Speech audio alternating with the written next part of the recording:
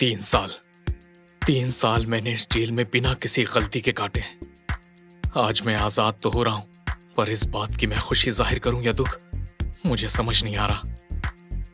लगभग 21 साल का विक्रांत जेल में अपना सामान पैक करते हुए बोल रहा था। उसके सामने बैठा एक और कैदी ओंकारनाथ, जो काफी उम्रदार था, विक्रांत की बातें सुन रहा था।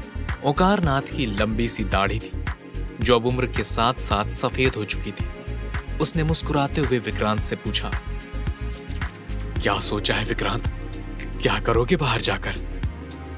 विक्रांत ने एक गहरी सांस ली और बोला, जिसके लिए मैं यहां आया था, मेरी श्रुति, बाहर निकलते उससे शादी करूंगा और एक नई जिंदगी की शुरुआत करूंगा। श्रुति भी बेसब्री से मेरा इंतजार कर रही होगी। उसकी बात सुनकर ओंकारनाथ ने कहा, जरूरी नहीं है कि तुम जैसा सोच रहे हो वैसा ही हो, पर हां, एक नई शुरुआत तो जरूर होगी। विक्रांत ओंकारनाथ की बात समझ नहीं पाया। उसने अपना बैग उठाया और चलने के लिए तैयार हो गया। तभी ओंकारनाथ ने अपनी उंगली से एक रिंग निकाली और विक्रांत की तरफ बढ़ाते हुए कहा, ये लो, इस रिंग को पहन लो और इसे हमेशा अपने पास रखना। रिंग? पर यह किस लिए? विक्रांत ने रिंग लेते हुए पूछा। ओंकारनाथ ने जवाब दिया, तुम्हें जल्द ही पता चल जाएगा, फिलहाल इसे पहन लो। विक्रांत ने रिंग ले ली और जैसे ही उसने रिंग पहनी, उसे एक जोर का झटका सा लगा। ओंकारनाथ ने विक्रांत के कंधे पर हाथ रखते हुए कहा, तुम्हारी जिंदगी बदलने वाली है विक्रांत।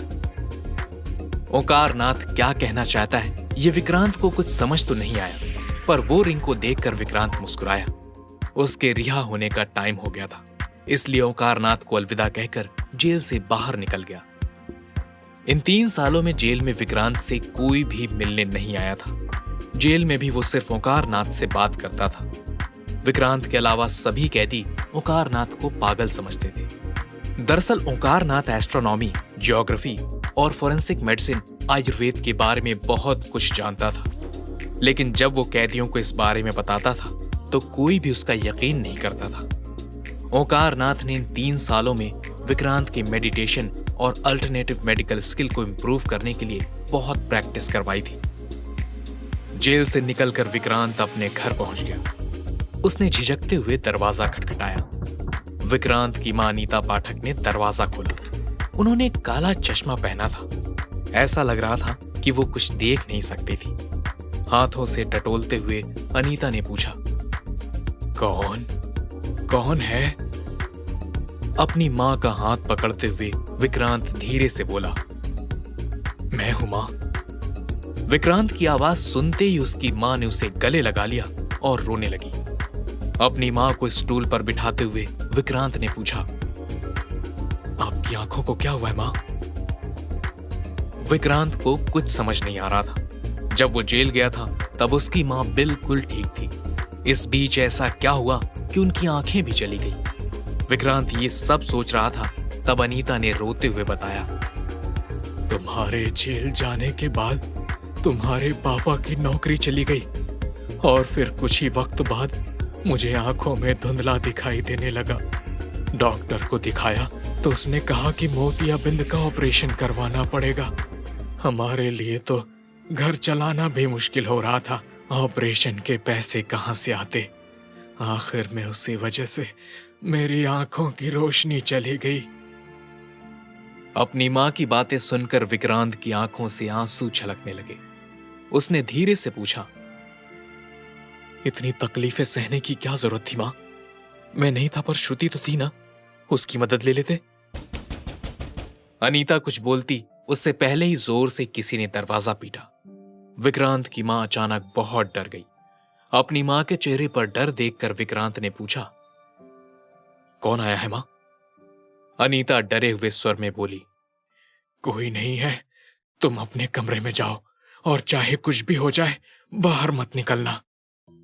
विक्रांत ने दलील करने की कोशिश की, लेकिन अनीता ने उसे अंदर भेज दिया और फिर दरवाजा खोला।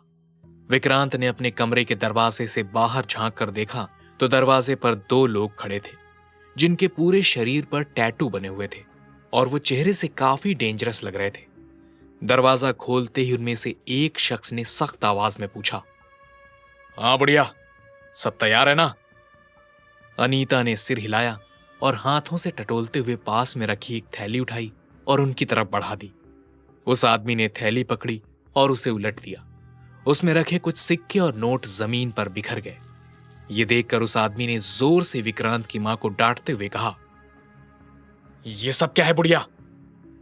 अनीता ने हकलाते हुए कहा, पूरे 10,000 है मालिक, आपको यकीन ना हो तो गिन लीजिए।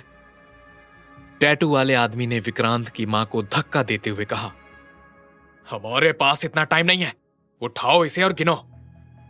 विक्रांत की मां जमीन पर गिर गई।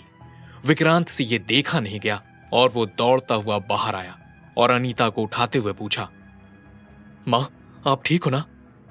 हालांकि अनीता काफी डर गई थी, इस वजह से कुछ बोल नहीं पाई। विक्रांत गुस्से में उन लोगों को घूर रहा था। उसे देखकर टैटू वाले आदमी ने अपने साथी से कहा, यार ये लड़का कहीं देखा हुआ सा लग रहा है, कहीं ये वो तो नहीं जो जेल गया था? वो और उसका साथी दोनों जोर जोर से हंसने लगे। विक्रांत उनकी तरफ पलटा। उसकी आंखों में जानलेवा इरादा नजर आ रहा था। उसने अपनी मुट्ठी कसकर बंद कर ली और उन दोनों की तरफ देखकर बोला, अगर यहां से अपने पैरों पर वापस जाना चाहते हो तो घुटने टेक कर मेरी मां से माफी मांगो, अभी के अभी। उसकी बात सुन उनमें से एक आगे बढ़ते हुए बोला, क्या क्या कहा तुमने? मुझे माफी मांगने के लिए कहा? तू जानता? वो इससे आगे कुछ बोलता उससे पहले ही विक्रांत ने उसके मुंह पर जोर से एक मुक्का मार दिया। इसी के साथ वो आदमी तुरंत जमीन पर गिर गया और उसके मुंह से खून बहने लगा। उसका साथी विक्रांत पर हमला करने के लिए जैसे ही आगे बढ़ा, विक्रांत ने उसका एक हाथ पकड़ लिया और लगातार उसे 5-7 मुक्के जड़ दिए, जिस वजह से उस आदमी की आंखों के सामने कुछ पलों के लिए अंधेरा छा गया। वो दोनों अब डर गए थे। बाहर भागते हुए वो चिल्लाए, हम तुम्हें छोड़ेंगे नहीं। उनके जाने के बाद विक्रांत को रियलाइज हुआ कि उसके अंदर अचानक ही इतनी ताकत आ गई थी। उसने जो किया था उससे वो खुद चौंक गया था। विक्रांत, मैंने तुम्हें बाहर आने के लिए मना किया था ना? तुम आज ही जेल से छूटे हो। अगर तुम्हें फिर से कुछ हो गया तो हमारा क्या होगा? सोचा है कभी तुमने? अनीता ने उसे टोका। इसी के साथ विक्रांत अपने ख्यालों से बाहर आया और जमीन पर बैठकर अपनी मां के घुटनों पर हाथ रखकर बोला, अब चिंता मत करो मां, कुछ नहीं होगा। अब मैं बाहर आ गया हूं, मैं सब कुछ ठीक कर दूंगा। यह कहकर विक्रांत जमीन पर बिखरे हुए पैसे उठाने लगा। तभी दरवाजे पर एक बुजुर्ग सा व्यक्ति आया, जिसने मैले पुराने कपड़े पहने हुए थे। उसकी हल्की सफेद दाढ़ी थी। ये विक्रांत के पिता संजीव पाठक थे। विक्रांत को देखते ही वो उस पर ताना मारते हुए बोले, ओहो, साहबजादे बाहर आ गए। अरे अनीता, इसकी अच्छी तरह से स्वागत किया या नहीं? अरे लोगों के बच्चे देश विदेश से पढ़कर लौटते हैं और हमारा बेटा जेल से सजा काट कर लौटा है। विक्रांत नजरें झुकाकर सुन रहा था। उसे लगा कि अगर वो घर में रुका तो उसके पिता उसे ताने देते रहेंगे, इसलिए उसने अपनी मां को जमीन से उठाकर सोफे पर बिठाया और धीरे से कहा, मां, मैं श्रुति से मिलने जा रहा हूं। श्रुति का नाम सुनते ही उसके पिता संजीव के हाव भाव बदल गए। गुस्से में वो बोले, कहीं जाने की जरूरत नहीं है। उस लड़की की वजह से ही हमारी ये हालत हुई है, और वैसे भी उससे तुमसे कुछ लेना देना नहीं है। वो तो धूमधाम से शादी कर रही है। संजीव की बात सुनकर विक्रांत को लगा कि शायद उसने गलत सुना। वो कुछ पूछता उससे पहले ही उसके पिताजी फिर बोल पड़े, सही सुना तुमने, उसकी शादी है आज। ये सुनकर विक्रांत दंग रह गया। उसे अपने कानों पर यकीन नहीं हो रहा था। अचानक उसे गुस्सा आया और वो घर से बाहर निकल गया। विक्रांत को यकीन नहीं हो रहा था कि श्रुति उसके साथ ऐसा कर सकती थी। वो दौड़ता हुआ उसके घर की तरफ जाने लगा। रास्ते में उसने देखा उसकी रिंग में अचानक से लाल रंग चमकने लगा। विक्रांत रिंग की तरफ हैरानी से देख रहा था। तभी एक सफेद कार स्पीड में आई और विक्रांत को टक्कर मार दी। विक्रांत कुछ फीट दूर जाकर गिरा। वो कार एक लड़की संध्या शाह ड्राइव कर रही थी। वो तुरंत बाहर निकली और गुस्से से विक्रांत को घूरते हुए बोली, इडियट, देखकर नहीं चल सकते क्या? विक्रांत उठा और दर्द भरी आवाज में बोला, ओह पापा की परी, ज्यादा चपड़ चपड़ मत करो। तुम्हारी गाड़ी में ब्रेक नहीं था क्या? अगर मुझे कुछ हो जाता तो? विक्रांत का जवाब सुन संध्या और भी ज्यादा गुस्से से बोली, मुझसे इस तरह बात करने की तुम्हारी हिम्मत कैसे हुई? उन दोनों की बहस चल रही थी तब संध्या की गाड़ी का दरवाजा खुला और सूट पहना हुआ एक अधेड़ उम्र का आदमी उदय शाह बाहर निकला। दिखने में वो काफी अमीर और बीमार आदमी लग रहा था। संध्या तुरंत उसके पास गई और उसे सहारा देते हुए बोली, डैड, आप बाहर क्यों आ गए? मिस्टर शाह ने हांफते हुए कहा, जल्दी चलो, हमें तुरंत हॉस्पिटल पहुंचना होगा। संध्या ने अपने बैग से एक नोटों की गड्डी निकाली और विक्रांत की तरफ फेंकते हुए बोली, इसे उठाओ और निकलो यहां से। तुम्हारे साथ बहस करने का मेरे पास बिल्कुल टाइम नहीं है। कहकर संध्या अपने पिता उदय को वापस गाड़ी में बिठाने जा रही थी, तभी अचानक विक्रांत बोला, हॉस्पिटल जाने का कोई फायदा नहीं है, बहुत देर हो चुकी है। इनका लेफ्ट लंग बहुत ही बुरी हालत में है, जिस वजह से इन्हें सांस लेने में कठिनाई हो रही है। लेकिन इस बीमारी का इलाज किसी डॉक्टर के पास नहीं है। विक्रांत की बात सुनते ही संध्या का पारा चढ़ गया। उसने गुस्से में कहा, क्या बकवास कर रहे हो? हमें अभी लेट हो रहा है, वरना तुझे मुंह तोड़ जवाब देती। चलिए डैड। तब उदय ने संध्या से कहा, एक मिनट संध्या, मुझे इनसे बात करने दो। इतना कहने के बाद उसने विक्रांत से हांफते हुए कहा, तुमने कहा कि किसी डॉक्टर के पास इस बीमारी का इलाज नहीं है। इसका यही मतलब है कि तुम्हारे पास इस बीमारी का इलाज हो सकता है, तो क्या तुम मेरा इलाज कर सकते हो? इतना बोलते ही वो जोर जोर से खांसने लगे। विक्रांत तुरंत उसके पास पहुंचा और उनका कुछ ट्रीटमेंट किया, जिससे उन्हें बहुत रिलीफ मिला। उदय विक्रांत से काफी इंप्रेस्ड हो चुका था। उसने विक्रांत से कहा, तुम मेरे साथ चलो और मेरा इलाज करो। तुम्हें जो चाहिए मैं दूंगा। विक्रांत ने कहा, अभी मेरे पास बिल्कुल भी टाइम नहीं है, मुझे किसी से मिलने जाना है। शाह ने अपने वॉलेट से एक कार्ड निकाला और विक्रांत की तरफ बढ़ाते हुए बोला, ये मेरा कार्ड रखो, ये होटल मेरा ही है। आज शाम वहां आ जाना, हम साथ में डिनर करेंगे। विक्रांत कार्ड एक्सेप्ट नहीं करना चाहता था, लेकिन जैसे ही उसने कार्ड पर नाम पढ़ा वो शॉक्ड हो गया। ये एक टॉप बिजनेसमैन का कार्ड था, मिस्टर उदय शाह, और उनके पास खड़ी लड़की उनकी इकलौती बेटी संध्या शाह थी। विक्रांत ने कार्ड ले लिया और बोला, मुझे अभी निकलना होगा, मैं शाम को आपसे मिलने आऊंगा। मिस्टर शाह ने मुस्कुराते हुए कहा, ओके, मैं वेट करूंगा। और संध्या के साथ गाड़ी में बैठकर वहां से निकल गया। विक्रांत भी श्रुति के घर जाने के लिए आगे बढ़ गया। जेल से निकलने के बाद जो कुछ हुआ था उससे विक्रांत खुद हैरान था। पहले उसने उन खतरनाक गुंडों को मार भगाया था और अब इस अधेड़ उम्र के आदमी की असली बीमारी परख ली, यहां तक कि उसे टेम्परेरी ट्रीटमेंट भी दी। विक्रांत को ऐसा लग रहा था जैसे उसके पास अलग अलग तरह की शक्तियां आ गई हैं। चलते चलते उसकी नजर अपनी उंगली में पहनी अंगूठी पर पड़ी, जो उसे ओंकार नाथ ने दी थी। विक्रांत को रियलाइज हुआ कि कहीं ये सब इस अंगूठी का तो कमाल नहीं। इन्हीं सब ख्यालों में वो श्रुति के घर पहुंच गया। उसके घर की सजावट देखकर विक्रांत की धड़कनें तेज हो गई। जैसे ही विक्रांत अंदर जाने लगा, सामने से श्रुति की मां माधवी आ गई। विक्रांत को देखते ही उसका चेहरा गुस्से से लाल हो गया।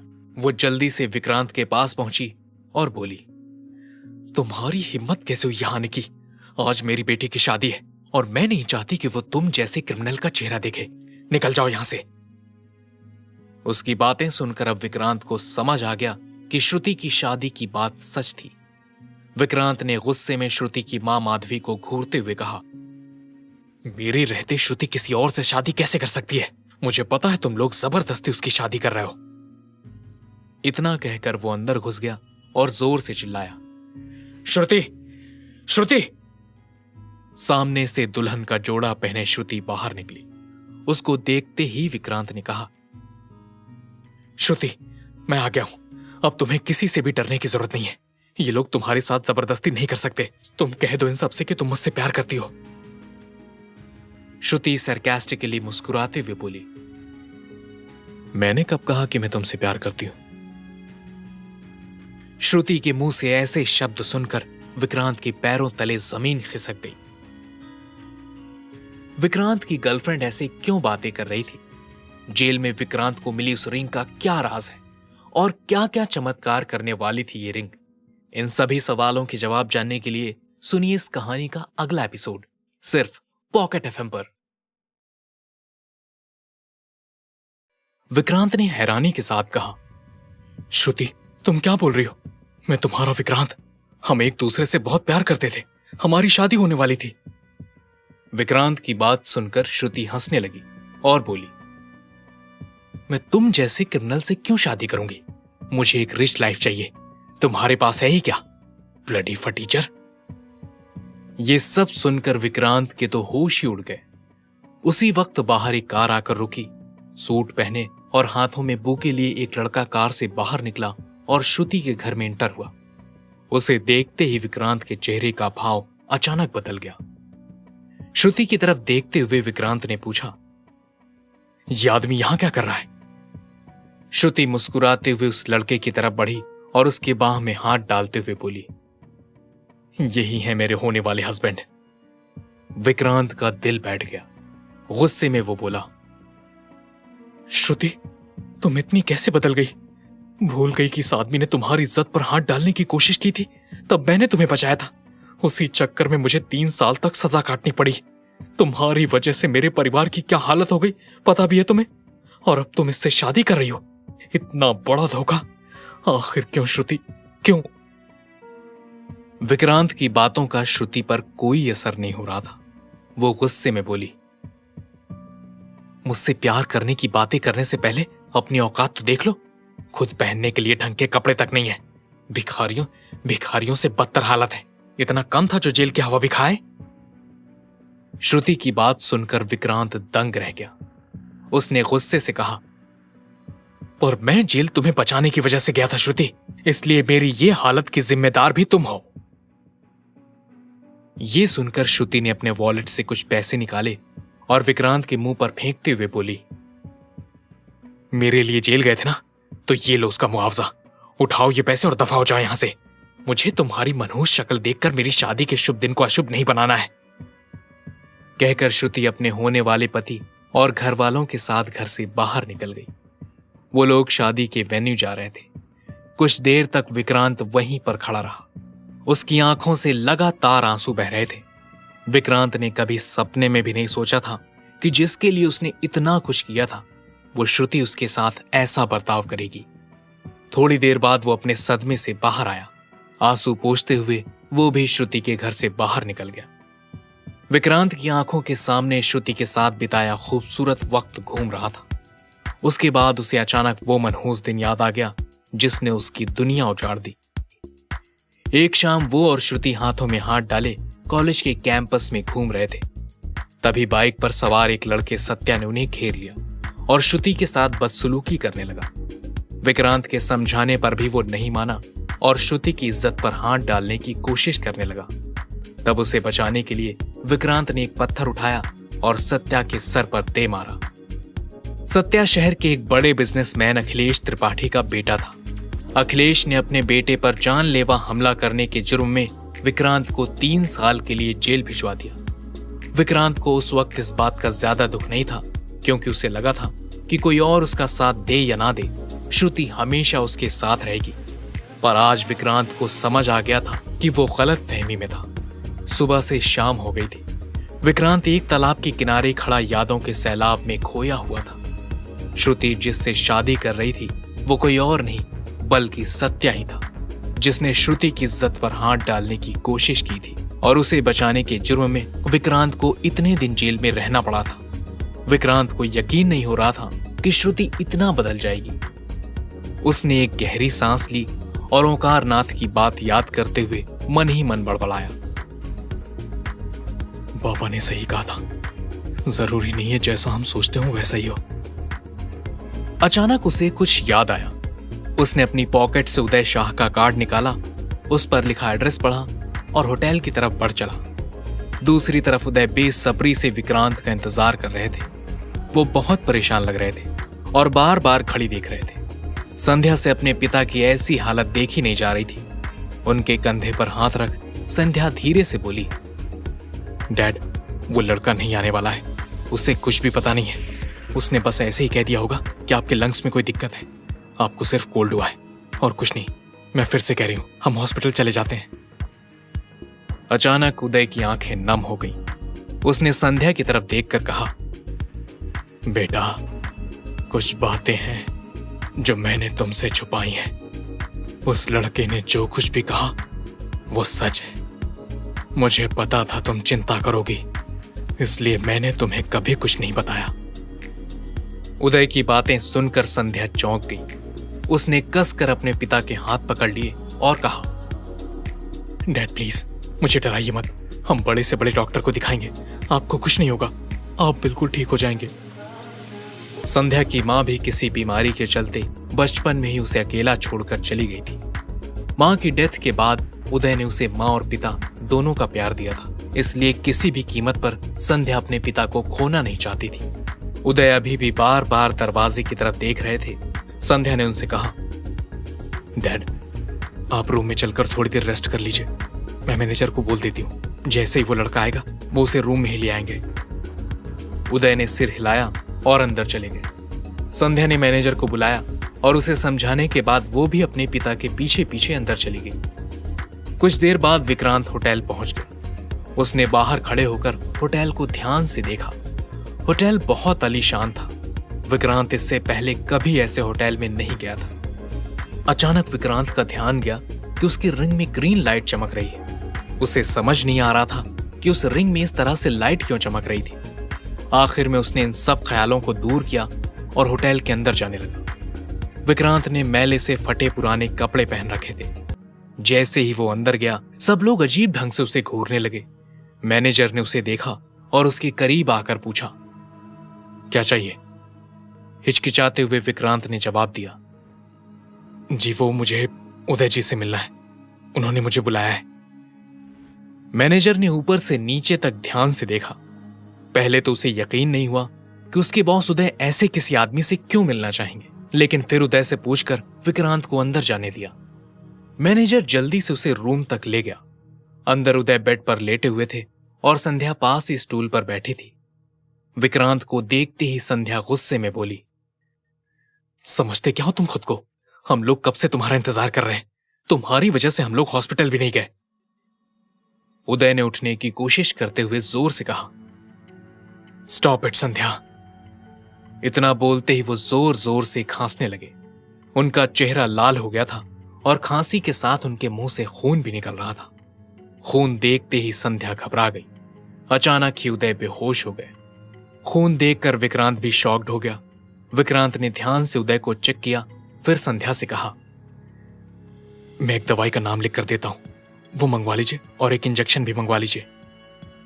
अपने पिता को इस सिचुएशन में देख संध्या की आंखों में आंसू आ गए। रोते रोते उसने विक्रांत को डांटा, अगर डैड को कुछ भी हुआ तो याद रखना, मैं तुम्हें छोड़ूंगी नहीं। हालांकि विक्रांत का ध्यान दवाई प्रिस्क्राइब करने पर था। संध्या को प्रिस्क्रिप्शन देने के बाद विक्रांत उदय के एक्यूपंक्चर पॉइंट को प्रेस करने लगा। संध्या ने मैनेजर को कॉल लगाया और उसे दवाई मंगवाने के लिए कह दिया। आज उसे जेल में सिखाई ओंकारनाथ की विद्या काम आई थी। कुछ ही देर में दवाई आ पहुंची। इंजेक्शन लगाने के कुछ देर बाद भी जब उदय नहीं उठे तो संध्या और भी चिंतित हो गई। लेकिन अचानक उदय ने फिर से खांसना शुरू कर दिया। उन्हें होश में आता देख विक्रांत ने राहत की सांस ली। संध्या रोते हुए अपने पिता से लिपट गई। उदय ने उसके सिर पर हाथ रखकर उसे शांत करवाया। अब जाकर संध्या को विक्रांत पर भरोसा हुआ। उसने विक्रांत की तरफ पलटते हुए उससे कहा, thank you so much mister. Sandhya को अचानक एहसास हुआ कि उसने अभी तक विक्रांत का नाम भी नहीं पूछा था। विक्रांत ने संध्या की बात पूरी करते हुए अपना परिचय दिया। विक्रांत, मेरा नाम विक्रांत है। उदय ने विक्रांत से कहा, थैंक यू विक्रांत, मैं आपका ये एहसान कभी नहीं भूलूंगा। विक्रांत हल्के से मुस्कुराया और बोला, आप मुझे शर्मिंदा कर रहे हैं। इतना कहने के बाद विक्रांत ने आगे कहा, लेकिन अभी आप पूरी तरह से ठीक नहीं हुए हैं। आपको जल्द से जल्द अपनी बीमारी का परमानेंट ट्रीटमेंट करवाना होगा। विक्रांत की बात सुनते ही संध्या बोली, विक्रांत प्लीज आप ही डैड का इलाज आगे कंटिन्यू कीजिए। कुछ देर सोचने के बाद विक्रांत ने जवाब दिया, मैं पूरी कोशिश करूंगा, लेकिन इसके लिए मुझे कुछ जड़ी बूटी जैसी कुछ दवाई चाहिए जो बहुत रेयर है। संध्या ने पास ही रखा नोटपैड उठाया और कहा, आपको जो भी चाहिए लिख दीजिए, मैं सब अरेंज करवा दूंगी और आप अपनी फीस भी बता दीजिए। विक्रांत ने नोटपैड ले लिया और मेडिसिन लिस्ट बनाकर उनकी तरफ बढ़ाते हुए बोला, इसमें कुछ जड़ी बूटी मैंने अपनी मां के लिए भी लिखी है। मोतियाबिंद की वजह से उन्हें दिखना बंद हो गया है। मैं उनका भी ट्रीटमेंट करना चाहता हूं। इस दौरान संध्या एकटक विक्रांत को देखे जा रही थी। उसे देखकर लग रहा था विक्रांत से वो अचानक ही बहुत इंप्रेस हो गई थी। उदय ने लिस्ट ले ली और उससे कहा, आप चिंता मत कीजिए, आपकी मां भी जल्दी ठीक हो जाएंगे। विक्रांत ने हल्के से मुस्कुराते हुए कहा, अब मुझे जाना होगा, मैंने अपना नंबर नोट कर दिया है। जब दवाई अरेंज हो जाए तो आप मुझे कॉल कर देना, मैं आ जाऊंगा। इतना कहकर विक्रांत रूम से बाहर निकल गया। जैसे ही वो होटल से बाहर निकला, उसके हाथ की रिंग में लाल रंग चमकने लगा। तभी उसके सामने फूलों से सजी हुई एक कार आकर रुकी। कार में पीछे सत्या और श्रुति बैठे थे और सामने की सीट पर श्रुति की मां माधवी बैठी हुई थी। जैसे ही वो लोग बाहर निकले, सामने खड़े विक्रांत को देखकर श्रुति शॉक्ड हो गई। उसे देखते ही विक्रांत को फिर से अतीत याद आ गया। जब वो जेल जा रहा था, तब श्रुति ने उसका हाथ पकड़कर कहा था, तुम फिक्र मत करो विक्रांत, तुम्हारी श्रुति पलके बिछाकर तुम्हारा इंतजार करेगी।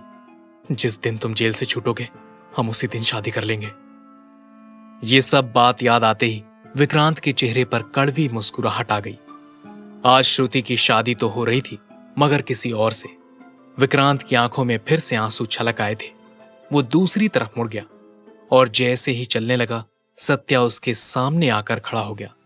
उसने विक्रांत का मजाक उड़ाते हुए बोला, यार तू तो बड़ा चिपकू आशिक निकला। हमारी शादी हो रही है या नहीं, ये कंफर्म करने के लिए यहां तक पहुंच गया। खैर अब आ ही गए हो तो जरा मेरी दुल्हन को देखकर बताओ कैसी लग रही, सुंदर है ना? माधवी ने आगे बढ़ते हुए सत्या से कहा, दामाद जी आप क्यों इस फटीचर के मुंह लग रहे हैं, अंदर चलिए, हमें देर हो रही है। फिर वो विक्रांत की तरफ मुड़ी और गुस्से में बोली, तुम्हें बिल्कुल शर्म नहीं आती है क्या? मैंने तुमसे कहा था ना कि अपनी मनहूस शक्ल लेकर मेरी बेटी के सामने मत आना। सब लोग विक्रांत का मजाक उड़ाकर हंस रहे थे। अब विक्रांत को भी गुस्सा आ रहा था, पर वो कोई तमाशा नहीं करना चाहता था, इसलिए मुड़कर वहां से जाने लगा। तभी सत्या ने उसका हाथ पकड़ लिया और उसे करीब खींचते हुए बोला, अरे कहां जा रहे हो? अब जब आ ही गए हो तो शादी अटेंड कर लो, खाना भी खा लेना। वैसे भी ऐसी अच्छी जगह तो तुम्हारी 7 पुश्तों ने खाना नहीं खाया होगा। सत्या का हाथ झटकते हुए विक्रांत ने कहा, मुझे कोई शौक नहीं है ऐसी जगह खाना खाने का। सत्या ने उसे चिढ़ाते हुए कहा, खाना नहीं खाना हो तो कोई बात नहीं, लेकिन आज तुझे मेरी शादी में शामिल होना ही पड़ेगा, इसलिए मैं तुझे यहां से हरगिज नहीं जाने दूंगा। विक्रांत ने एक लंबी सांस ली और सत्या की आंखों में आंखें डालते हुए बोला, तो तुम सच में चाहते हो कि मैं ये शादी होते हुए देखूं? सत्या ने झट से कहा, हाँ मैं यही चाहता हूं। विक्रांत ने श्रुति की ओर देखा। श्रुति ने दूसरी तरफ मुंह फेर लिया। वो हल्के से मुस्कुराया और सत्या से बोला, ठीक है, तुम्हारी यही इच्छा है तो यही सही, लेकिन सोच लो, अगर मैं शादी में शामिल हुआ तो ये शादी हो नहीं पाएगी। विक्रांत की बात सुनकर सत्या जोर जोर से हंसने लगा और बोला, मुझे लगा था तू अपनी औकात के बाहर के सपने देखता है, लेकिन तेरी तो बातें भी औकात के बाहर की हैं। इतना कहने के बाद सत्या सीरियस हो गया और बोला, ये शादी होगी, आज ही होगी और तेरी आंखों के सामने होगी। मैं देखता हूं तू कैसे रोकता है मेरी शादी। विक्रांत ने भी सत्या की आंखों में घूरते हुए कह दिया, मेरी औकात तो तुझे कुछ देर में पता चली जाएगी। विक्रांत की रिंग में इस बार रेड और ग्रीन दोनों चमक रहे थे। लेकिन विक्रांत ने उस पर ध्यान नहीं दिया। क्या विक्रांत रोक पाएगा शादी को? क्या सच में श्रुति सत्या से शादी कर लेगी? रिंग में चमकने वाले उस लाल और हरे रंग का क्या मतलब है? इन सभी सवालों के जवाब जानने के लिए सुनिए इस कहानी का अगला एपिसोड सिर्फ पॉकेट एफएम पर। सत्या विक्रांत को इग्नोर करते हुए आगे बढ़ा।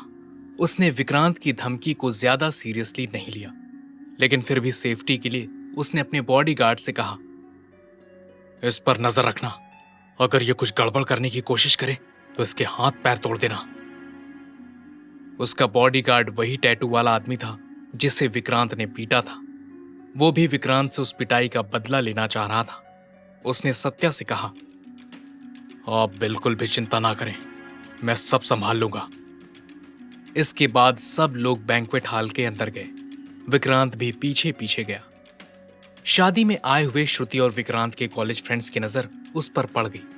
उनमें से एक लड़का अपने साथ वाले से बोला, यार ये विक्रांत है ना? उसके साथी ने विक्रांत को ध्यान से देखा और बोला, लग तो वही रहा है, पर वो तो जेल में था, वो यहां कैसे पहुंच गया? कंफर्म करने के लिए वो दोनों विक्रांत के सामने आ गए। उनमें से एक पहले विक्रांत का बहुत अच्छा दोस्त हुआ करता था, लेकिन बाद में उसने विक्रांत से झगड़ा कर लिया था और उसके साथ बातचीत बंद कर दी थी। उसका नाम सुमित था। विक्रांत ने भी उसे पहचान लिया था, इसलिए उसे इग्नोर कर दिया। पर सुमित ने मुस्कुराते हुए उससे कहा, हाय विक्रांत, कहाँ जा रहे हो? हमें पहचान भी नहीं रहे। कॉलेज में तो तुम बहुत बोला करते थे, लगता है पुराने दोस्तों को भूल गए हो। विक्रांत ने सुमित की बात को अनसुना कर दिया और आगे बढ़ने लगा। सुमित ने टॉन्ट मारते हुए फिर से कहा, वैसे तुम जेल से कब छूटे? देखो यार, अगर तुम्हें कोई हेल्प चाहिए तो बता देना, मैं तुम्हें वॉशरूम साफ करने की जॉब दिलवा सकता हूं। तुम पुराने दोस्त हो, तुम्हारे लिए इतना तो कर ही सकता हूं। सुमित की बात सुनकर उसका साथी हंसने लगा और बोला, सुमित यार क्या बात कर रहे हो तुम? ये तुम्हें वॉशरूम साफ करने वाला लग रहा है क्या? ये कॉलेज की स्टूडेंट यूनियन का प्रेसिडेंट था, इसकी कुछ तो इज्जत करो। टॉयलेट साफ करने के बदले कम से कम सड़क पर झाड़ू लगाने का काम दिलवा दो। सुमित जोर जोर से हंसने लगा। विक्रांत अब गुस्से में था। उसने उन दोनों को घूरते हुए कह दिया, अगर तुम दोनों सही सलामत यहां से वापस जाना चाहते हो तो अपना मुंह बंद करो और निकल जाओ यहां से। विक्रांत की बात सुनकर सुमित खड़ा हो गया और विक्रांत का कॉलर पकड़कर गुस्से में बोला, तेरी गर्लफ्रेंड किसी और से शादी कर रही है तो इसमें हम क्या कर सकते हैं? किसी और का गुस्सा हम पर मत निकाल, समझा? वरना फिर से तुझे जेल जाना पड़ेगा। गर्लफ्रेंड की शादी का नाम सुनकर हॉल में मौजूद लोग आपस में खुसर फुसर करने लगे। अचानक विक्रांत ने सुमित की गर्दन पकड़कर उसका सिर टेबल पर दे मारा। टेबल पर रखे चाय के कप और प्लेटें उड़कर नीचे गिर गए। सुमित भी बेसुध होकर गिर गया।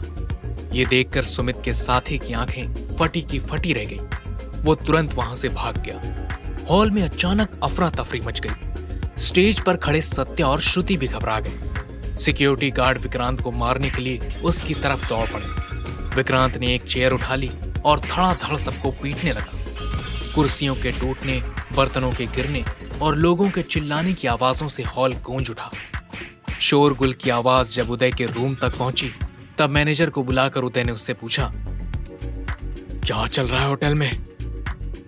मैनेजर ने बताया, सर बैंक्वेट हॉल में किसी ने हंगामा कर दिया है। उदय ने गुस्से में उसे डांटते हुए कहा, तो तुम लोग तमाशा क्या देख रहे हो? होटल की सिक्योरिटी को लेकर जाओ और उन लोगों को बाहर उठाकर फेंको। मैनेजर जल्दी से भागा और सिक्योरिटी लेकर हॉल में एंटर हो गया। संध्या ने उदय से कहा, डैड आप गुस्सा मत कीजिए, मैं खुद जाकर देखती हूँ क्या मामला है। उधर सारे सिक्योरिटी गार्ड विक्रांत को घेर कर खड़े हो गए। मैनेजर ने उनसे कहा, फौरन इसे बाहर निकालो। सत्या के पिता अखिलेश त्रिपाठी सब कुछ ध्यान से देख रहे थे। वो आगे बढ़े और विक्रांत की तरफ इशारा करते हुए मैनेजर से कहा, यह आदमी बाहर नहीं जा सकता। अगर आज ये यहां से सही सलामत वापस गया तो त्रिपाठी परिवार की इज्जत का क्या होगा? आज ये अपने पैरों पर चल के इस हॉल से बाहर नहीं जाएगा।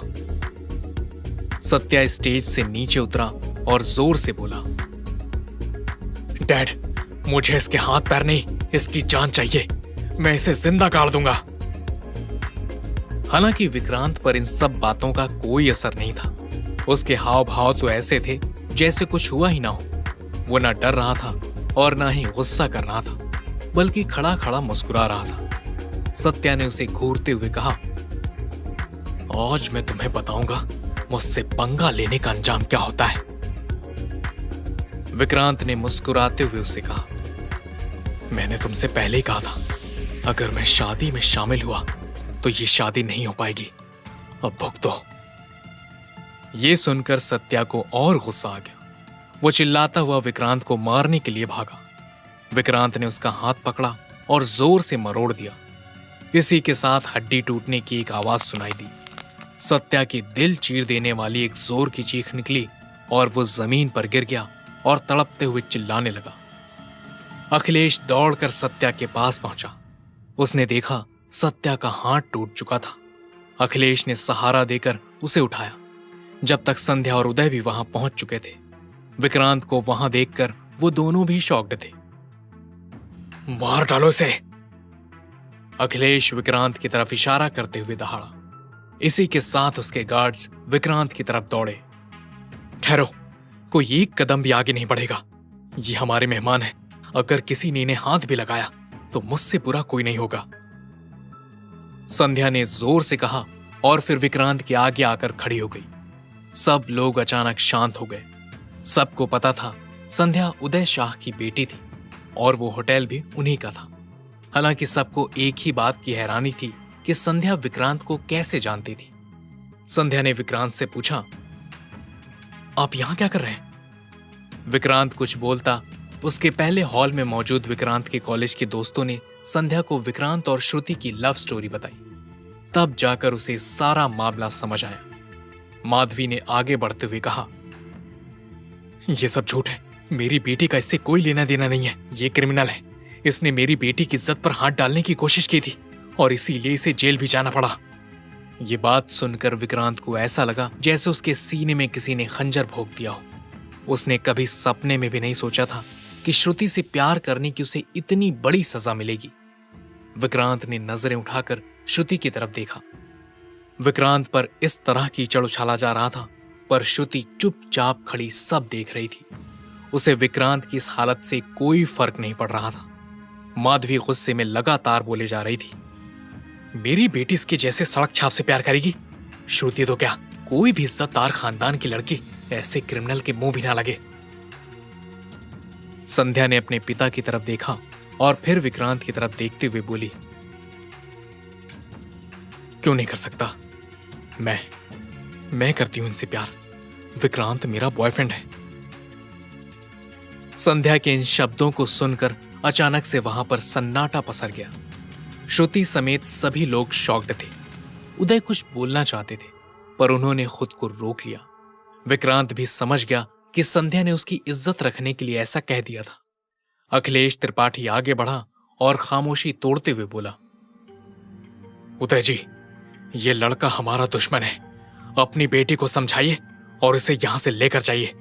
मैं आपकी इज्जत करता हूं, इसलिए इतनी देर से चुप हूं, वरना आप जानते हैं मैं क्या कर सकता हूं। अखिलेश की धमकी सुनकर अब उदय को भी गुस्सा आ गया। वो बोले, अखिलेश, मेरे ही होटल में खड़े होकर मुझे धमकी दे रहे हो? अब तो मैं भी देखता हूं तुम क्या कर लेते हो। हिम्मत है तो इन्हें छू कर दिखाओ। उदय ने विक्रांत की ओर इशारा करते हुए कहा। अखिलेश ने गुस्से से उदय को घूरा और बोला, उदय जी, आप इस मामूली से लड़के के लिए मुझसे भिड़ रहे हैं? एक बार और सोच लो, इसका अंजाम बहुत बुरा होगा। उदय की आंखें गुस्से से लाल हो चुकी थी। अखिलेश की तरफ बढ़ते हुए वो बोले, मुझे डरा रहे हो? उन दोनों में बढ़ती गर्मा गर्मी को देखकर सभी मेहमान डर गए थे और पीछे हटने लगे थे। अखिलेश ने भी उदय से कहा, मैं भी देखता हूं आप इसे कैसे बचाते हैं। आपने मुझे उद्धम सिंह को यहां बुलाने पर मजबूर कर दिया है। उद्धम सिंह का नाम सुनते ही सब लोग घबरा गए। उदय भी चिंतित हो गए। उद्धम सिंह शहर का एक बड़ा डॉन था। सब लोग उससे डरते थे। अखिलेश ने बिना वक्त गंवाए उधम सिंह को कॉल कर दिया। उदय के चेहरे पर चिंता देख विक्रांत ने उसके पास जाकर कहा, सर, ये मेरी लड़ाई है, मैं इसे खुद लड़ूंगा, आप। विक्रांत की बात बीच में ही काटते हुए उदय ने कहा, तुमने मेरी जान बचाई है, तुम्हारी सिक्योरिटी मेरी जिम्मेदारी है। विक्रांत ने उदय को समझाने की बहुत कोशिश की, पर वो नहीं माना। कुछ ही देर में बाहर से लोगों के दौड़ने की आवाज आई। हॉल में मौजूद लोगों ने खिड़कियों से झांक कर देखा। काले सूट पहने और हाथों में हथियार लिए दर्जनों लोग होटल को घेर कर खड़े थे। फिर हॉल का दरवाजा खुला। लंबे बाल और बड़ी दाढ़ी वाला एक बॉडी बिल्डर अंदर घुसा। उसने भी ब्लैक सूट पहन रखा था। वो डॉन उधम सिंह था। उसके पीछे उसके जैसे ही शरीर वाले 20 लोग और थे। अखिलेश ने आगे बढ़कर उसका स्वागत किया। माहौल देखकर लग रहा था विक्रांत का आखिरी वक्त नजदीक था। उधम सिंह ने अखिलेश से पूछा, मेरे पास टाइम कम है, जल्दी बताओ किसे खत्म करना है। अखिलेश ने उधम सिंह को सारी कहानी समझाई और विक्रांत की तरफ इशारा कर दिया। संध्या विक्रांत के सामने खड़ी हो गई थी। उधम सिंह ने विक्रांत को ध्यान से देखा, फिर जोर से हंसा और बोला, क्या अखिलेश, इस बच्चे को मारने के लिए तुमने मुझे बुलाया है?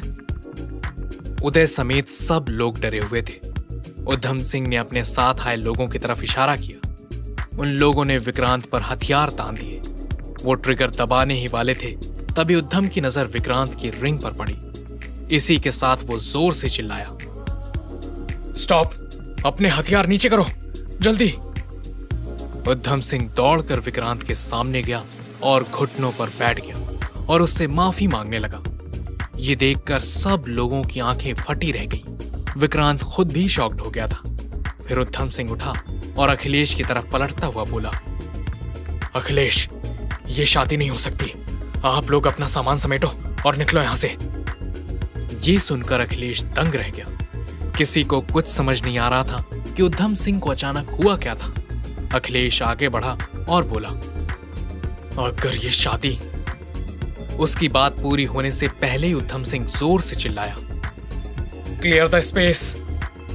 हॉल में हड़बड़ी मच गई। सब लोग डर गए थे और बाहर भागने लगे।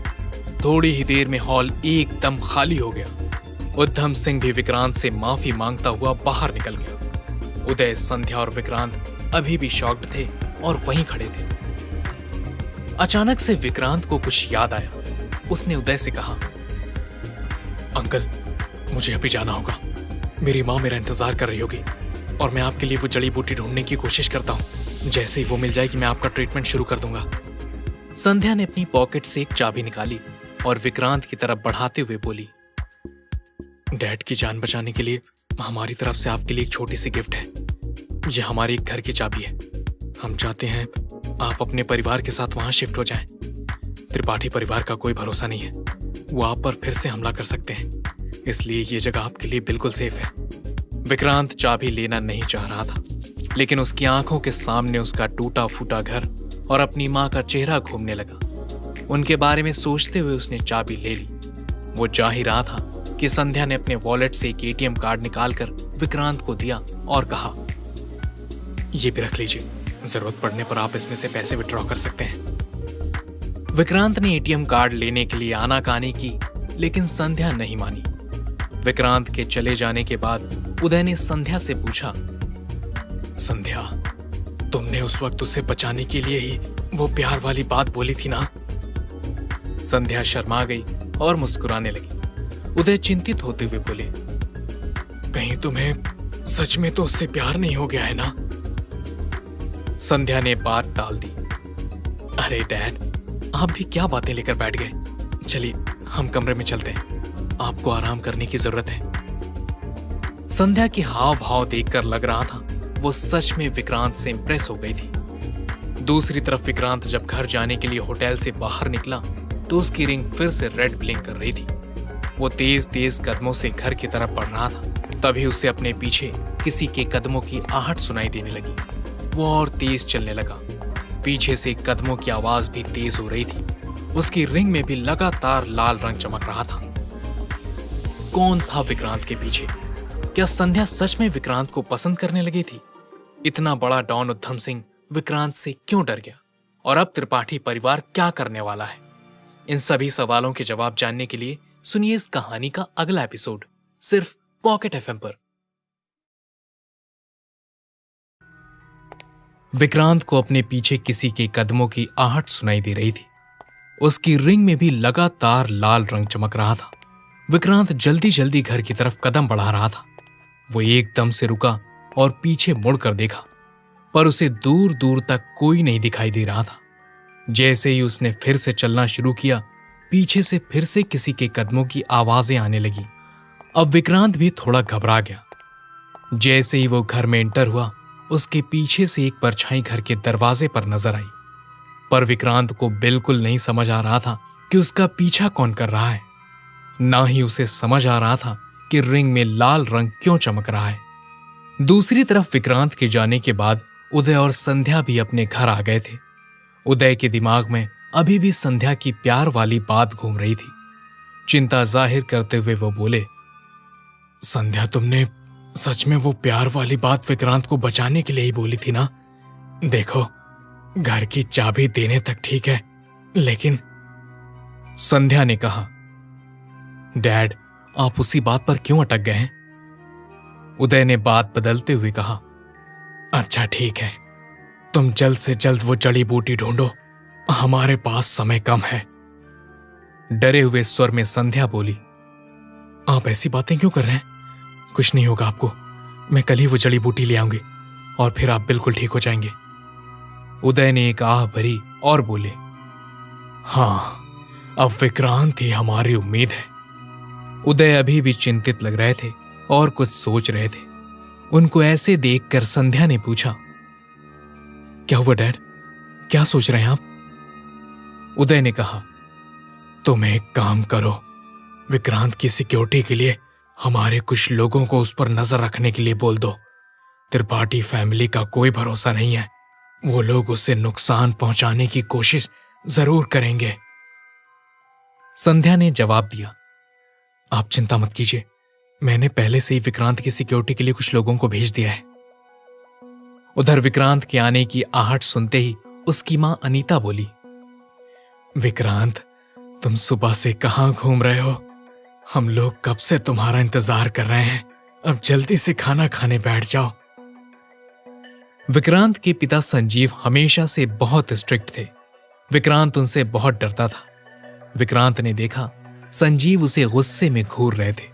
सिर झुकाकर वो चुपचाप खाना खाने बैठ गया। खाना खाते हुए अनीता ने उससे कहा, विक्रांत, तुम उस लड़की को भूल जाओ और नई शुरुआत करो। मैं नहीं चाहती फिर से तुम्हारे साथ गलत हो।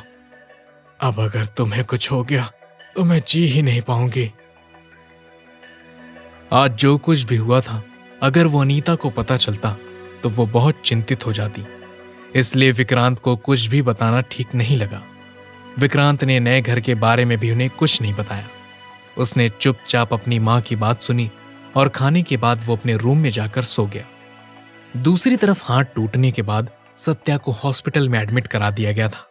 उसका ध्यान रखने के लिए श्रुति भी उसके साथ हॉस्पिटल में ही थी। वो दोनों शादी रुकने से बहुत दुखी थे। सत्या अपना गुस्सा निकालते हुए बोला, उस विक्रांत को पता नहीं है कि उसने कितनी बड़ी गलती की है। बस एक बार मैं ठीक हो जाऊं, फिर वो नहीं बचेगा। मैं उसे मार कर ही दम लूंगा। उसने त्रिपाठी परिवार की इज्जत पर हाथ डाला है। इतने लोगों के सामने उसने हमारा मजाक बना दिया है। इसका अंजाम तो उसे भुगतना ही होगा। श्रुति ने उसे शांत करवाते हुए कहा, तुम गुस्सा मत करो, शांत हो जाओ।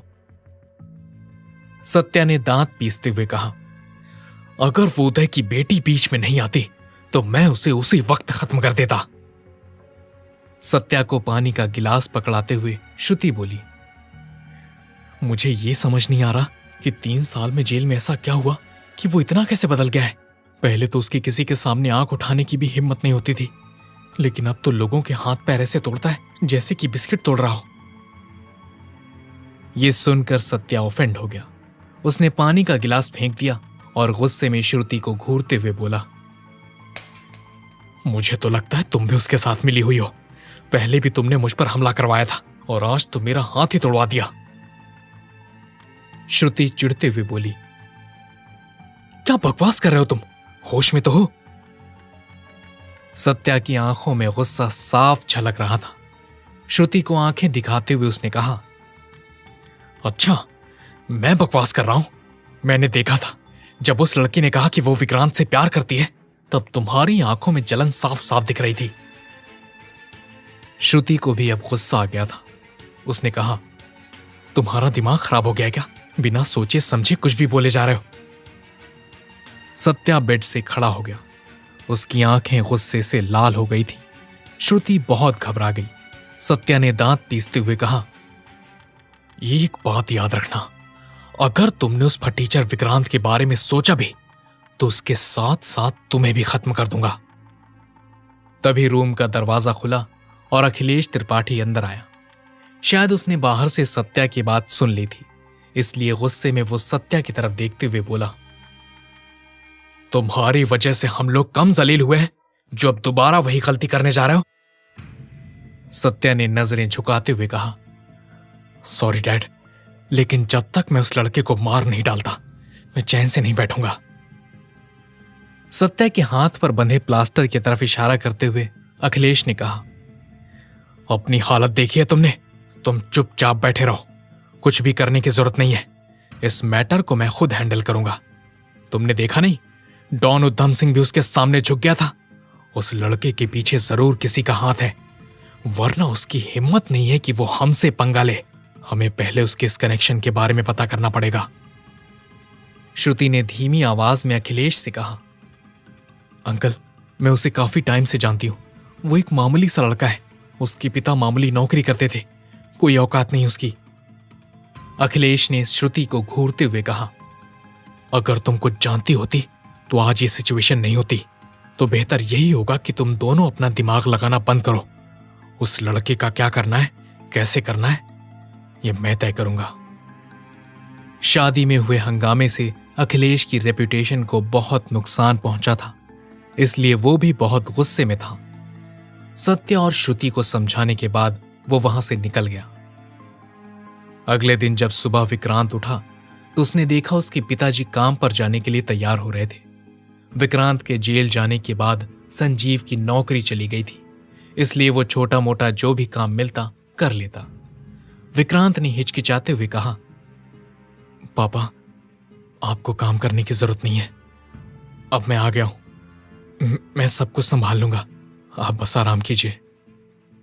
संजीव ने कुछ बोला नहीं, बस उसे घूरा। विक्रांत ने अपनी जेब से चाबी निकाली और बोला, मैंने अपने एक दोस्त का घर रेंट पर लिया है, अब से हम लोग वहीं रहेंगे। ये सुनकर अनीता और संजीव दोनों ही हैरान रह गए।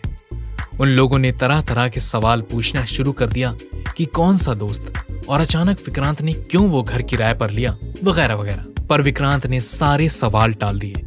आखिर में अनीता ने पूछा, तुम्हारे दोस्त का घर कौन सी जगह है? उदय शाह का घर शहर की सबसे महंगी सोसाइटी DLF अपार्टमेंट्स में था।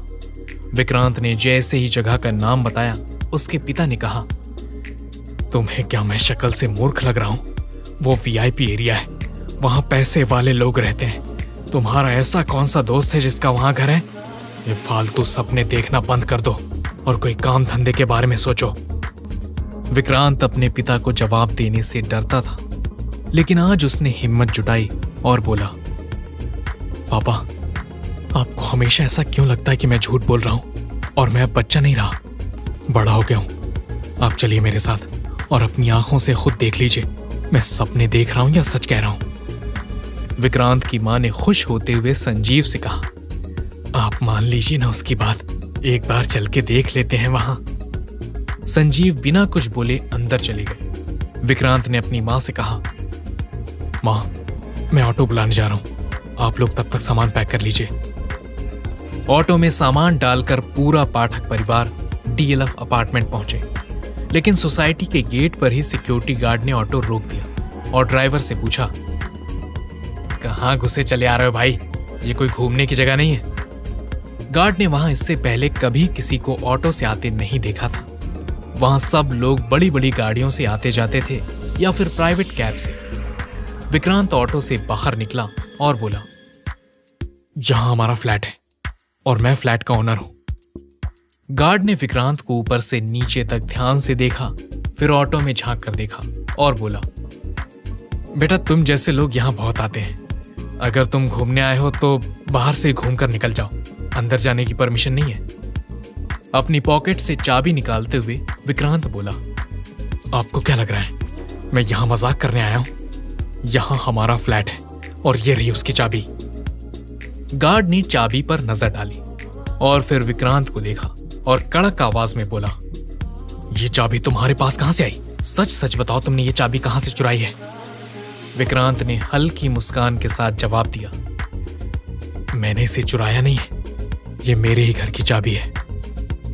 गार्ड ने अपने साथियों की तरफ इशारा किया। 4-5 गार्ड ऑटो को घेर कर खड़े हो गए। विक्रांत की तरफ इशारा करते हुए उसने कहा, इस पर नजर रखो, मुझे ये आदमी गड़बड़ लग रहा है, मैं सोसाइटी सेक्रेटरी को कॉल करके आता हूं। संजीव और अनीता भी डर गए और ऑटो से बाहर आ गए। ऑटो ड्राइवर भी घबरा गया। अनीता ने पूछा, क्या हुआ बेटा, ये लोग हमें जाने क्यों नहीं दे रहे हैं? संजीव विक्रांत की तरफ गुस्से में देख रहा था। विक्रांत ने अपनी मां को समझाते हुए कहा, कुछ नहीं हुआ है मां, यहां की सिक्योरिटी बहुत टाइट है, ये लोग बस चेकिंग कर रहे हैं। उसी समय एक ब्लैक मर्सिडीज आकर उनके सामने रुक गई। गाड़ी में श्रुति, उसकी मां और सत्या तीनों बैठे थे। सत्या का फ्लैट भी इसी सोसाइटी में था। सत्या ने विक्रांत की तरफ देखा और फिर श्रुति से बोला, ये विक्रांत और उसकी फैमिली सामान लेकर यहां क्यों खड़े हैं? वो तीनों जल्दी से गाड़ी से बाहर निकले। श्रुति ने वहां खड़े गार्ड से पूछा, क्या चल रहा है यहां? गार्ड ने धीमी आवाज में कहा, मैडम ये लोग कह रहे हैं इनका यहां फ्लैट है, इनके पास चाबी भी है, पर हमें इन पर शक है, इसलिए जांच पड़ताल कर रहे हैं। गार्ड की बात सुनते ही श्रुति और सत्या जोर जोर से हंसने लगे। हंसी कंट्रोल करते हुए श्रुति विक्रांत से बोली, अबे तू पागल है क्या? तुम लोग यहां आने के बारे में सोच भी कैसे सकते हो? यहां एक फ्लैट की प्राइस क्या है तुम लोगों को अंदाजा भी है? अगर तुम लोग 7 जन्म भी ले लो तब भी यहां फ्लैट नहीं खरीद पाओगे। संजीव बहुत शर्मिंदा महसूस कर रहे थे। सत्या ने गार्ड से कहा, और तुम लोग, कोई कुछ भी बोलेगा तो तुम लोग मान लोगे? इनसे पूछिए इनके पास क्या सबूत है कि यहां इनका फ्लैट है। क्या इनके पास कोई डॉक्यूमेंट्स हैं? श्रुति की मां ने विक्रांत की तरफ इशारा करते हुए एक गार्ड से कहा, इन लोगों को जल्दी यहां से बाहर निकालो, खासकर इस आदमी को, ये क्रिमिनल है, कल ही जेल से छूटा है। ये बात सुनते ही सिक्योरिटी वाले डर गए और सब ने अपने हथियार निकाल लिए। क्या विक्रांत और उसका परिवार सोसाइटी के अंदर जा पाएंगे? क्या विक्रांत कोई सबूत दे पाएगा या फिर उसे वहां से वापस लौटना पड़ेगा? अखिलेश विक्रांत से बदला लेने के लिए क्या करने वाला है? इन सभी सवालों का जवाब जानने के लिए सुनिए इस कहानी का अगला एपिसोड, सिर्फ पॉकेट एफएम पर। डीएलएफ अपार्टमेंट के सिक्योरिटी गार्ड्स ने देखा कि विक्रांत के पास कोई सबूत नहीं था, इसलिए विक्रांत के बहुत समझाने के बाद भी उन्होंने विक्रांत को अंदर आने देने से मना कर दिया। उनमें से एक गार्ड ने विक्रांत से कहा, देखो, हम नहीं जानते कि तुम्हारे पास ये चाबियां कहां से आईं, लेकिन बिना जांच पड़ताल हमने तुम लोगों को अंदर आने दिया तो हमारी नौकरी खतरे में पड़ जाएगी, तो तुम लोग यहां से निकल जाओ। अब तक आसपास बहुत सारे लोग इकट्ठा हो गए थे। उनमें से किसी को भी यकीन नहीं था कि विक्रांत का भी घर यहां हो सकता है। आजकल कैसे कैसे लोग सोसाइटी में रहने आने के बारे में सोचने लगे हैं। और नहीं तो क्या, मुझे तो इन्हें देखकर ही घिन आ रही है। इनके पास इतना पैसा आ कहां से रहा होगा, मुझे तो यह समझ नहीं आता।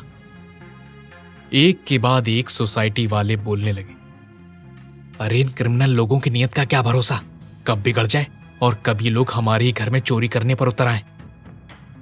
सोसाइटी में रहने वाली एक और अमीर सी औरत ने मुंह बनाते हुए कहा। अब विक्रांत भी नर्वस हो चुका था। उसने संध्या को कॉल लगाया, लेकिन संध्या का फोन नहीं लग रहा था।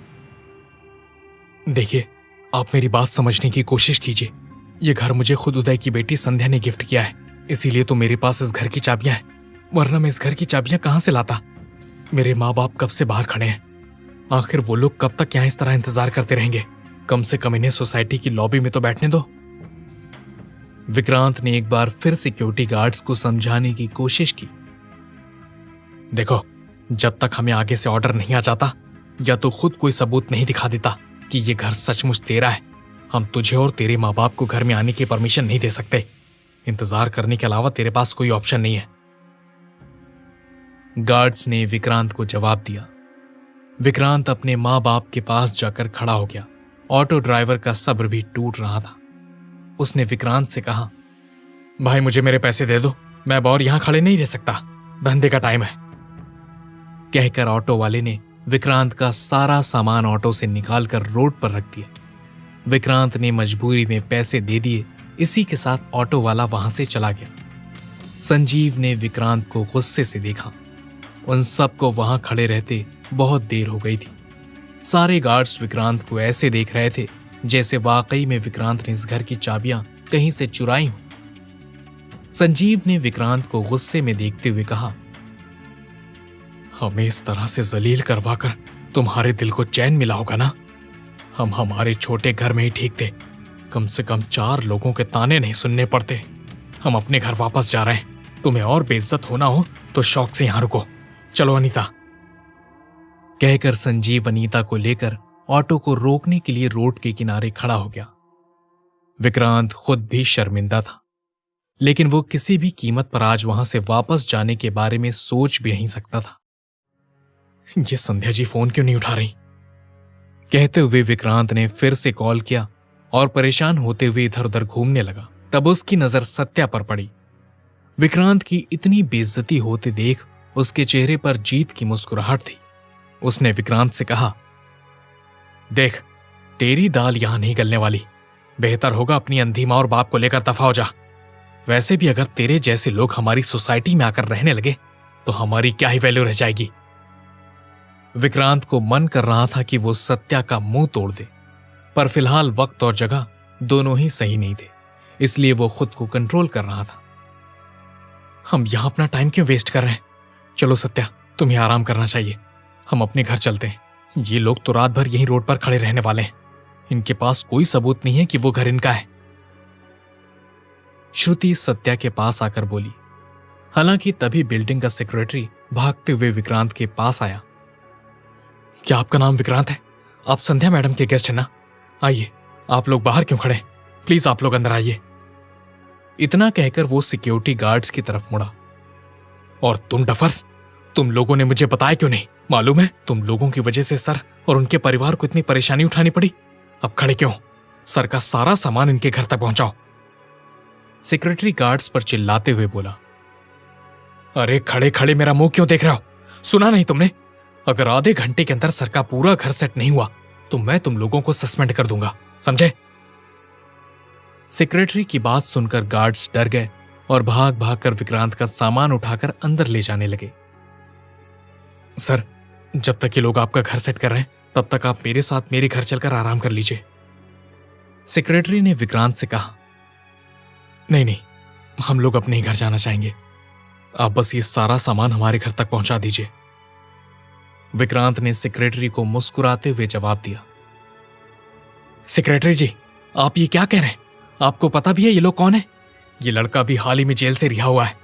आप ऐसे लोगों को हमारी सोसाइटी में रखने के बारे में सोच भी कैसे सकते हैं? सोसाइटी की रेपुटेशन खराब करनी है क्या आपको? माधवी सेक्रेटरी की तरफ गुस्से से देखकर कहने लगी। देखिए मैडम, ये उदय का फ्लैट है और उनकी बेटी संध्या ने खुद ये फ्लैट विक्रांत सर को दिया है और अब से विक्रांत सर सोसाइटी के टॉप फ्लोर के ओनर हैं। आपको जो भी बात करनी है आप संध्या मैडम से कर सकती हैं। सेक्रेटरी ने माधवी को जवाब दिया। सर, आपको जो भी परेशानी हुई उसके लिए मैं आपसे माफी मांगता हूं। आप प्लीज मेरे साथ चलिए, मैं आपको आपका घर दिखाता हूं। कहते हुए सेक्रेटरी विक्रांत और उसके माँ पापा को अपने साथ उस घर की तरफ लेकर चला गया। जैसे ही सेक्रेटरी ने फ्लैट का दरवाजा खोला, संजीव का मुंह खुला का खुला रह गया। इतना बड़ा घर तुम्हारा, तुम सच बताओ ये घर किसका है और उसने तुम्हें ये घर क्यों दिया? कहीं तुम कोई गलत काम तो नहीं करने लग गए? विक्रांत के पिता ने पूछा। पापा, मुझे नौकरी मिल गई है और यह हमारा ही घर है। मुझे ये घर मेरे दोस्त ने गिफ्ट दिया है और आप चिंता मत कीजिए, मैं धीरे धीरे करके इस घर का सारा पैसा चुका दूंगा। अभी आप आराम से यहां रहो। विक्रांत ने संजीव को भरोसा दिया और फिर कहा, मैंने कहा था ना, आपको अब चिंता करने की जरूरत नहीं है। कल सुबह ही मैं मां की आंखों के ऑपरेशन के लिए किसी अच्छे डॉक्टर से बात करता हूं। विक्रांत उसके माँ पापा को उनका कमरा दिखाते हुए बोला।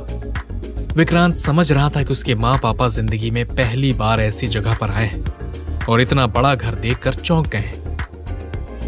जब सेक्रेटरी ने उनसे कहा कि वो आराम से बैठ जाए तो वो वहीं फर्श पर नीचे बैठ गए।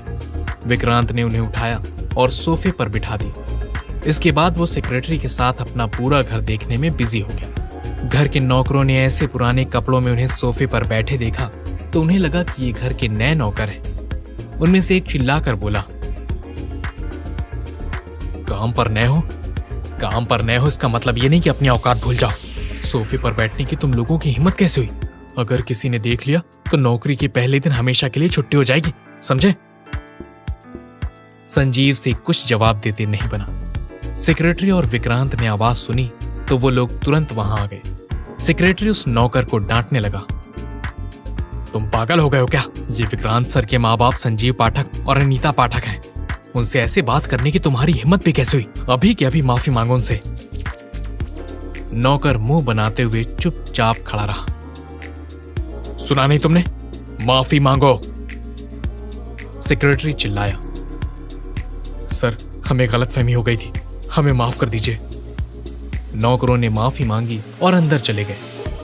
विक्रांत के माँ बाप को यह नया घर किसी महल की तरह लग रहा था। संजीव को डर था कि विक्रांत फिर से कुछ गलत काम करके फंस न जाए, लेकिन अनीता को अपने बेटे पर पूरा भरोसा था।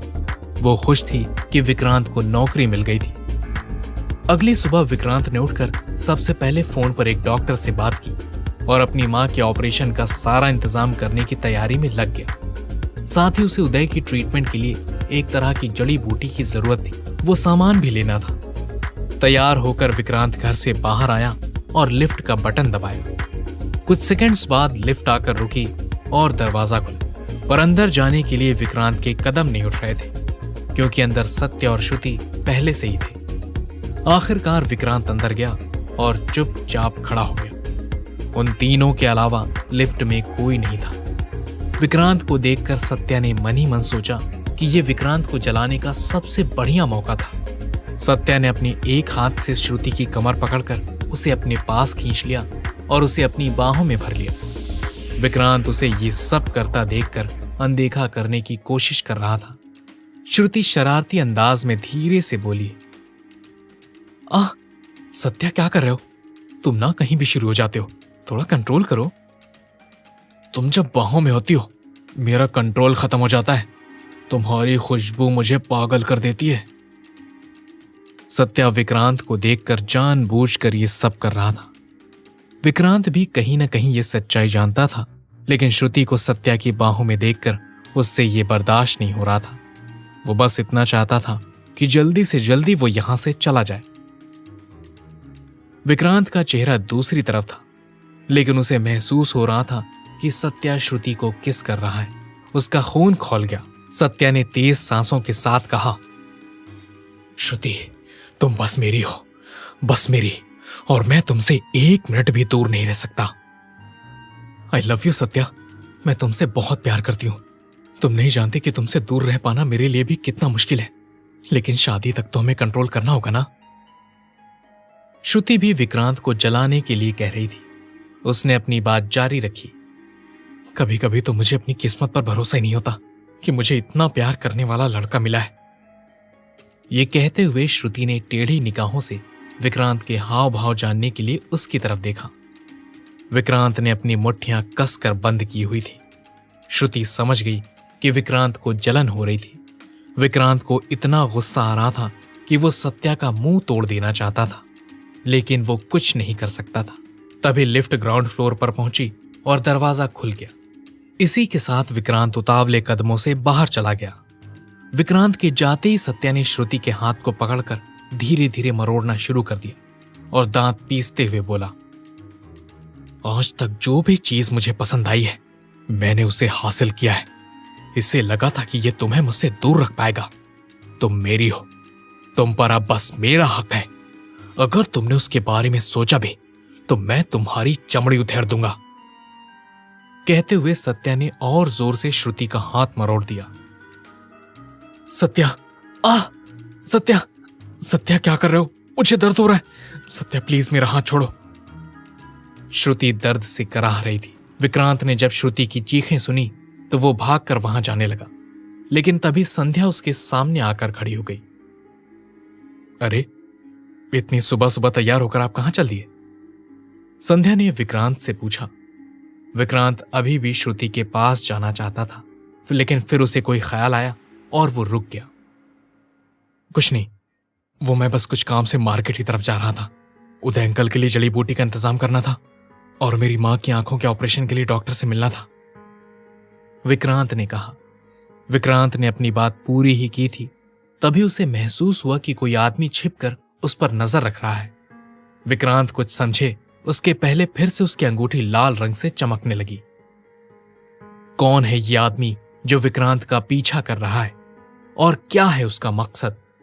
क्या है मजबूरी श्रुति की जो उसे सत्या के साथ रहना पड़ रहा है? क्या संध्या के दिल में विक्रांत के लिए बस हमदर्दी है या वो विक्रांत को चाहने लगी है? इन सभी सवालों के जवाब जानने के लिए सुनिए इस कहानी का अगला एपिसोड सिर्फ पॉकेट एफएम पर।